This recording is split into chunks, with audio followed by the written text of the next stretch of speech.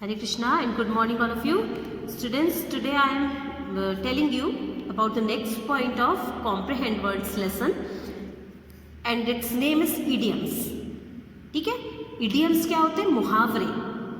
ठीक है, जैसे हमको किसी भी कभी कभी क्या होता है, idioms का यूज किया जाता है बोलचाल में.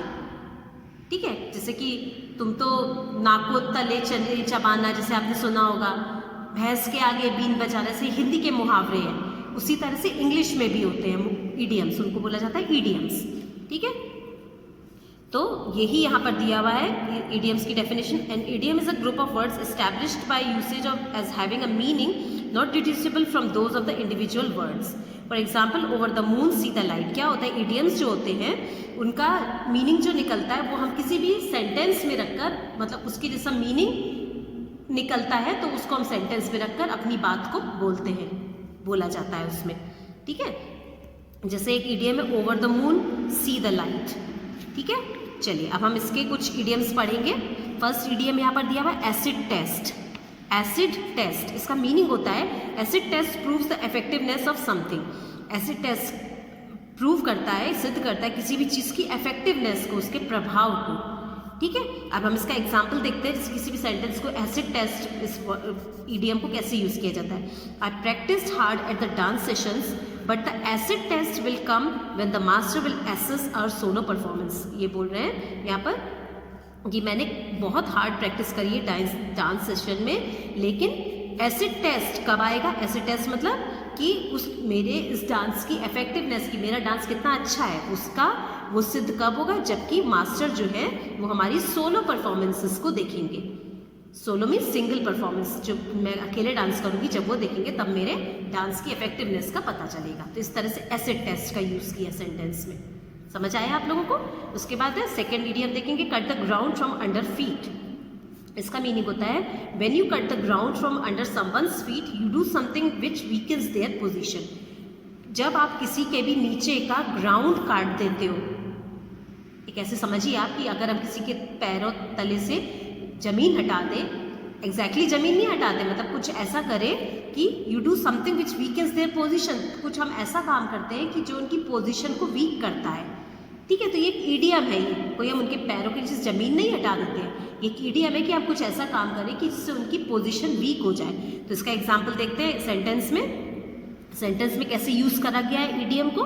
When team India hit more than 350 runs in the ODI. जब वनडे इंटरनेशनल में टीम इंडिया ने 350 रन्स बनाए, मोर देन 350 रन्स बनाए, they cut the ground from under the opponents' feet. तो उन्होंने ओपोनेंट के पैरों तले से जमीन खिसकना, ये एक मुहावरा है, यही उसका इंग्लिश में है इडियम. ठीक है, तो पैरों तले से जमीन खिसकना मतलब जब उसने 350 रन से भी ज़्यादा बना लिए तो जो ओपोनेंट टीम थी उसके पैरों तले से जमीन खिसक गई. तो they cut the ground from under the opponents' feet. इसका मीनिंग ये हुआ. ठीक है, उसके बाद चेज योर टेल. इसका मीनिंग है spending a lot of time and energy doing a lot of things but actually achieving too little. काफ़ी मेहनत करना किसी भी काम करने के लिए बट बहुत कम उससे हासिल होना, हमको प्राप्त कम होना. मेहनत तो बहुत करी लेकिन मिला कम, मेहनत ज़्यादा फल कम. ठीक है, अब इसका एग्जाम्पल देखते हैं. He has been chasing his tail all week collecting data but the report is still not ready. उसने सारी अपनी मेहनत लगा दी, सारी एनर्जी लगा दी डेटा कलेक्ट करने के लिए, लेकिन स्टिल अभी तक रिपोर्ट रेडी नहीं है. तो इस तरह से इस ईडियम का यूज़ करा हमने यहाँ पर इस सेंटेंस में. ठीक है, नेक्स्ट ईडियम यहाँ पर क्या दिया हुआ है, whole bag of tricks. Whole bag of tricks, इसका मीनिंग क्या होता है, means trying all the clever means to achieve something.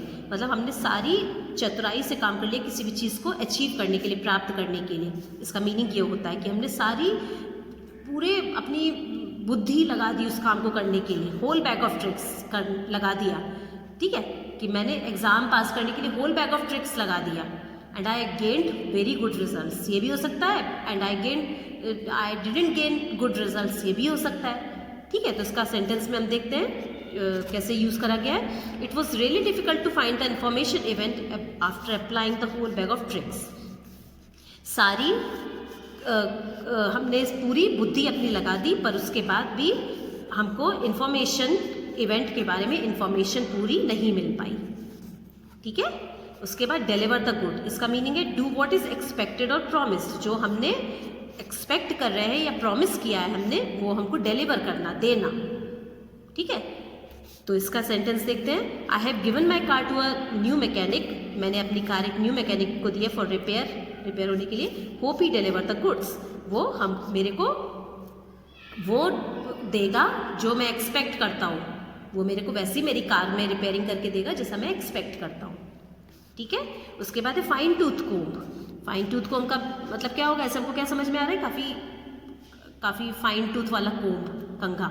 ठीक है, तो इसमें इसका मीनिंग होता है examining something carefully to not miss out any details, किसी भी चीज़ को ऐसे एग्जामिन करना, उसकी ऐसा देखना उस चीज़ को कि उसमें कोई भी गलती नहीं रहे। To not miss out any details, कि उसमें उसकी डिटेल में कोई भी चीज़ छूटे नहीं, कुछ भी उसमें मिस्टेक नहीं रह जाए। ठीक है, इसका हम देखते हैं example. The boss examined my report with a fine tooth comb, मेरी बॉस ने मेरी रिपोर्ट को कैसे एग्जामिन किया, एक फाइन टूथ कोम्ब, मतलब उन्होंने बहुत माइन्यूटली मेरी रिपोर्ट को देखा कि उसमें एक भी गलती नहीं रहे। Before submitting it to the senior management, senior management को देने से पहले उन्होंने मेरी रिपोर्ट को फाइन टूथ कोम्ब करा। He examine my report fine tooth comb with a fine tooth comb. समझ में आया ना? चलिए नेक्स्ट देखते हैं, एक्सप्लोर ऑल एवेन्यूज। इसका मतलब होता है trying out every possibility to get result, हर संभव तरीके को ट्राई कर लेना रिजल्ट पाने के लिए। कोई जैसे मान लीजिए आपके एग्जाम में, तो आपने हर तरीका जो एग्जाम में सक्सेसफुल होने के लिए आप हर जो तरीका अपना सकते हैं आपने वो तरीका अपनाया, तो उसको बोलते हैं I explored all avenues to get good marks in exams. ठीक है, तो ये किसी भी चीज़ के लिए हो सकता है, आई एक्सप्लोर ऑल एवेन्यूज। तो इसका एग्जाम्पल देखते हैं। It is difficult thing to do but if we really want it done we must explore all avenues. It is difficult thing to do, ये कठिन है करना, but if we really want it done, अगर हम किसी भी चीज़ में success पाना चाहते हैं, so we must explore all avenues. तो हमको हर पॉसिबिलिटी को ट्राई करना चाहिए रिजल्ट पाने के लिए, मतलब उसके लिए जो पॉसिबिलिटी जो भी हम कर सकते हैं वो हमको करना चाहिए।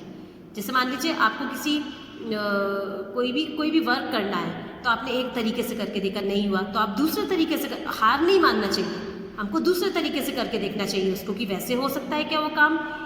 तो हमको सारी पॉसिबिलिटीज़ को ट्राई करना चाहिए, इसका मतलब हुआ। ठीक है, नेक्स्ट इसमें है इडियम है फास्ट टैग समथिंग। इसका मीनिंग हुआ, इसका मीनिंग होता है rating something higher on your priority list to achieve the desired result. Desired result means जो हमको जैसा रिजल्ट चाहिए, डिजायर मीन्स हमारी जो इच्छा है, जैसा रिजल्ट पाने की हमारी इच्छा है, तो वो पाने के लिए हमको किसी भी चीज़, किसी भी काम को अपनी प्रायोरिटी लिस्ट पे रखना चाहिए, मतलब सबसे पहले उस काम को रखना, उसको बोला जाता है फास्ट टैग समथिंग।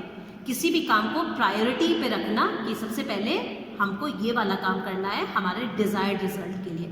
ठीक है, सो इसका एग्जाम्पल देखते हैं। In view of the seriousness of the crime, अपराध की सीरियसनेस को देखते हुए the civil society is pressing up on a fast track decision from the court. So civil society जो है, समाज जो है, वो सामाजिक लोग जो है वो क्या कर रहे हैं, कोर्ट पर प्रेशर डाल रहे हैं कि आप इस काम को प्रायोरिटी पर रखिए, फास्ट ट्रैक डिसीजन लीजिए फ्रॉम द कोर्ट। कोर्ट पर प्रेशर डाल रहे हैं कि इसको प्रायोरिटी पर रखिए इस काम को। ठीक है, नेक्स्ट इडियम देखेंगे, get ducks in a row. इस इडियम का मीनिंग होता है getting your things well organised, अपनी चीज़ों को काफ़ी अच्छे से रखना। वेल ऑर्गेनाइज्ड मतलब एकदम परफेक्टली बिखरा हुआ नहीं रखना, ऑर्गेनाइज वे में रखना। ठीक है, सो इसका एग्जाम्पल देखते हैं। To ensure a successful product launch we must get our ducks in a row. हमको अगर अपने प्रोडक्ट को सक्सेसफुल लॉन्च करना है, अगर हमारे प्रोडक्ट को, सो हमारे थिंग्स को कैसे रखना चाहिए, we must get our ducks in a row. हमको हमारी चीज़ों को वेल ऑर्गेनाइज रखना चाहिए, है ना। अगर आप कोई भी चीज़ में ऑर्गेनाइज है, so you will always get success. Okay, now 10th idiom, gate the show on the road. इसका मीनिंग होता है, इस इडियम का मीनिंग है पुटिंग अप अ प्लान और आइडिया इनटू एक्शन। जब हमने कोई जो प्लान किया है या आइडिया हमारे दिमाग में, तो उसको एक्शन में लाना, मतलब उसके लिए काम करना। पहले तो हम सोचते हैं कि अच्छा प्लान बनाया, अब उस प्लान को एक्शन में लाना, मतलब उस प्लान पर काम करना, तो उसको बोला जाता है get the show on the road. इसका सेंटेंस फॉर्मेशन देखते हैं. Now that we have completed all the legal formalities, let us get the show on the road. हमारी सारी लीगल फॉर्मेलिटीज पूरी हो गई हैं, हमने कंप्लीट कर ली है. तो चलो अब हम अपने प्लान को एक्शन में लाते हैं. Late us get the show on the road. ठीक है, तो आज हमने ये 10 idioms के बारे में पढ़ा स्टूडेंट. ये थोड़ा सा आपको समझने में टफ हो रहा होगा, बट आप इसको 1-2 बार पढ़ेंगे तो ये भी आपके लिए इजी हो जाएगा. इसमें कुछ और idioms हैं इस लेसन में, और छोटा सा इसमें एक एक्सरसाइज है जो कि हम नेक्स्ट क्लास में करेंगे. आपको आज की क्लास में इस idioms को अच्छे से समझना है और थोड़ा सा इन पर आपको एफर्ट डालना है इनको समझने के लिए. Okay, so that's all for today. Thank you all of you and take care.